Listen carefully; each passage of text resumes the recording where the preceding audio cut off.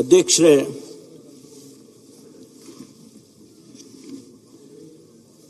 ಪ್ರಥಮವಾಗಿ ತಮಗೆ ಏನು ಈ ಸ್ಥಾನ ಲಭ್ಯ ಆಗಿದೆ, ಅಧ್ಯಕ್ಷ ಸ್ಥಾನ, ನಾನು ಅಭಿನಂದನೆಯನ್ನು ಸಲ್ಲಿಸೋದಕ್ಕೆ ಬಯಸ್ತೇನೆ. ಅಶೋಕ್ ಅವರು ವಿರೋಧ ಪಕ್ಷ ನಾಯಕರು ಹೇಳಿದರು, ಆ ಸೀಟಿಗೆ ತುಂಬಿದೆ ಅಂತಕ್ಕಂಥ ಮಾತನ್ನು ಹೇಳಿ ಮಾಡಿಸ್ದಂಗಿದ್ದಾರೆ.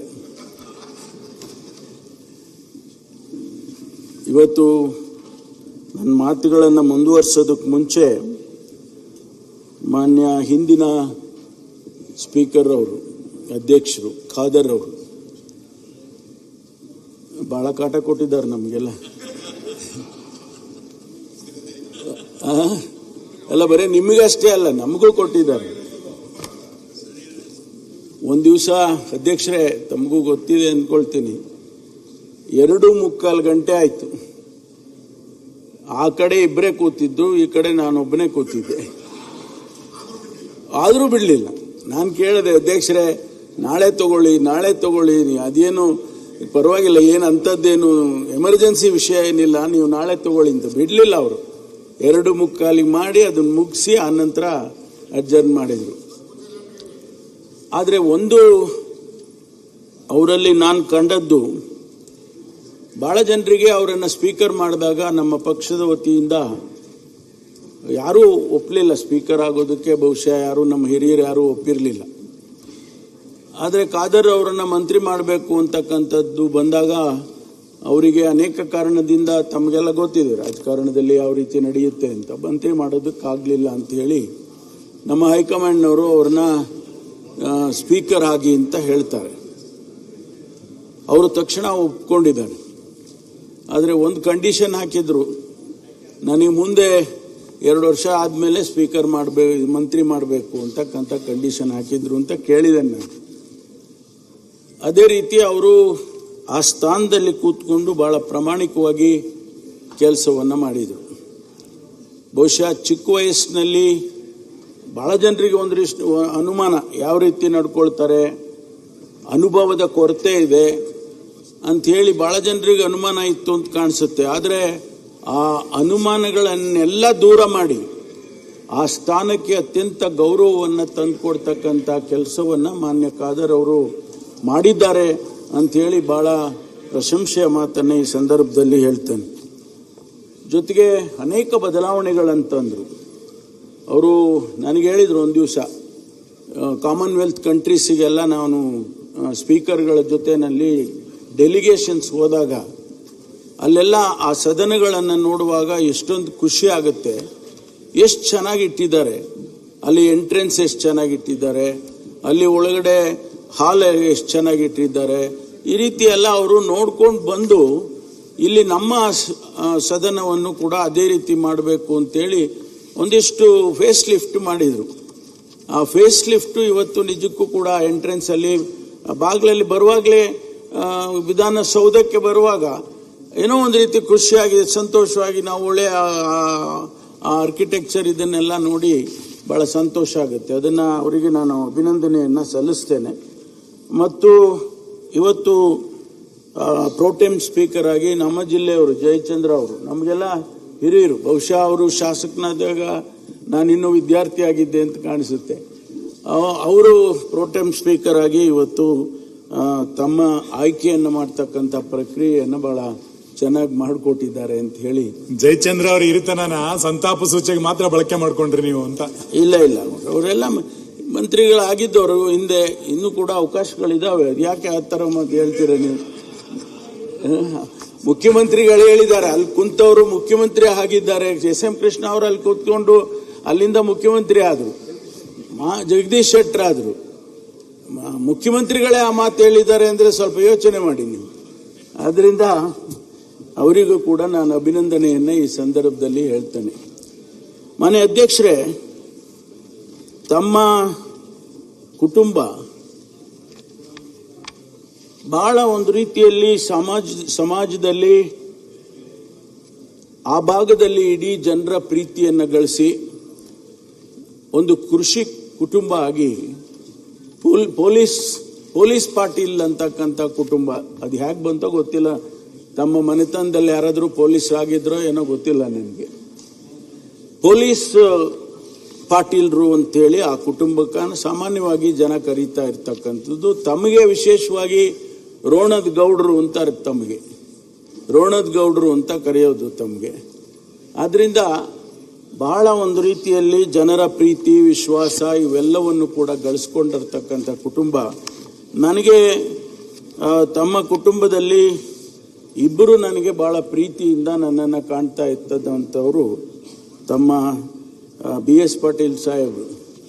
ಅವರು ಮುಖ್ಯ ಕಾರ್ಯದರ್ಶಿಯಾಗಿ ರಾಜ್ಯದಲ್ಲಿ ಅನೇಕ ಬದಲಾವಣೆಗಳನ್ನು ತರೋದಕ್ಕೆ ಅವರು ಕೂಡ ಕಾರಣೀಭೂತರಾಗಿರ್ತಕ್ಕಂಥವ್ರು ಇಲ್ಲಿ ಕೂತಿದ್ದಾರೆ ಇವತ್ತು ನಮ್ಮ ಅಫಿಷಿಯಲ್ ಗ್ಯಾಲರಿಯಲ್ಲಿ. ಅವ್ರನ್ನ ನಾವು ಬಿಡೋಂಗೇ ಇಲ್ಲ.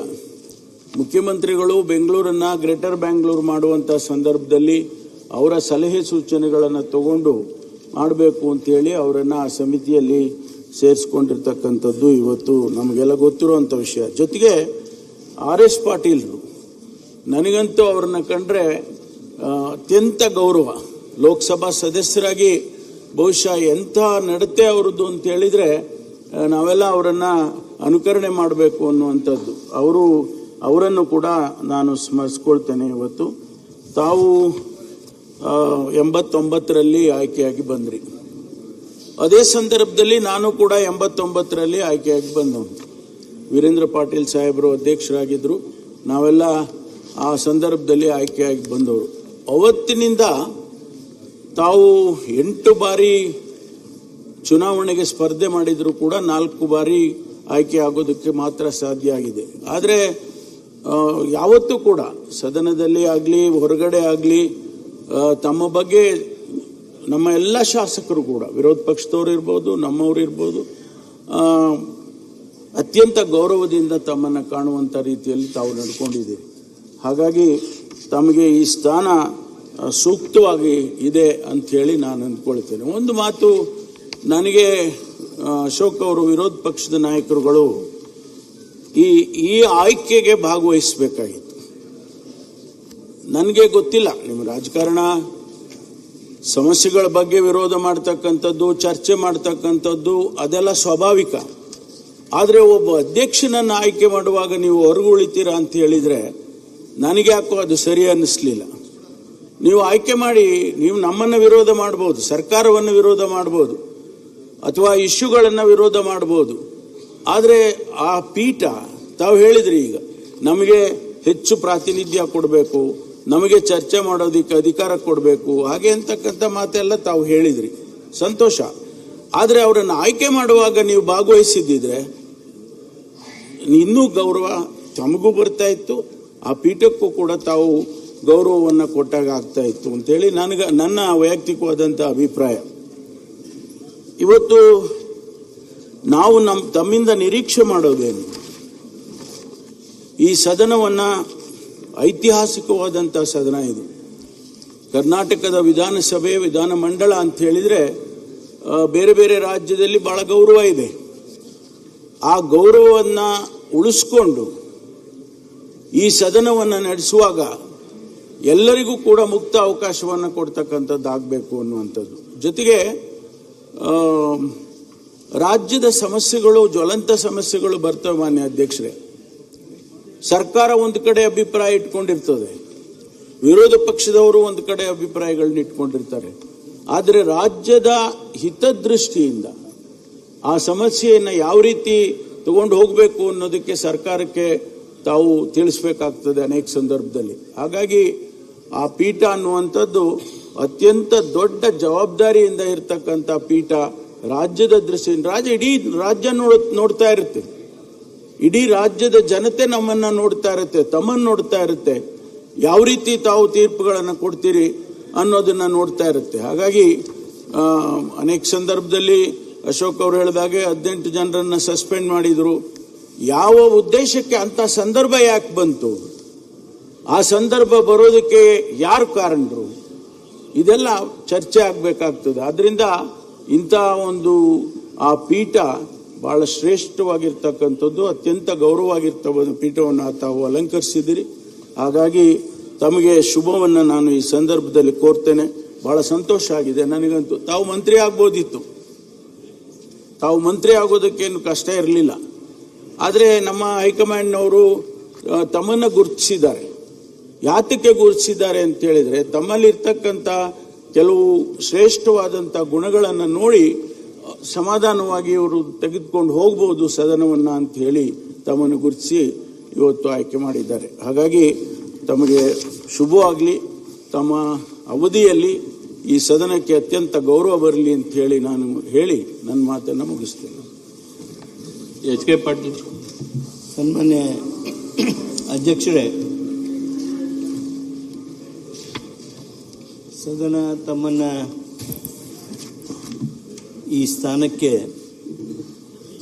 ಅವಿರೋಧವಾಗಿ ಆಯ್ಕೆ ಮಾಡುವ ಮೂಲಕ ಸಭೆಗೆ ಒಂದು ವಿಶೇಷವಾಗಿರ್ತಕ್ಕಂಥ ಮೆರುಗು ಬರುವ ಹಾಗೆ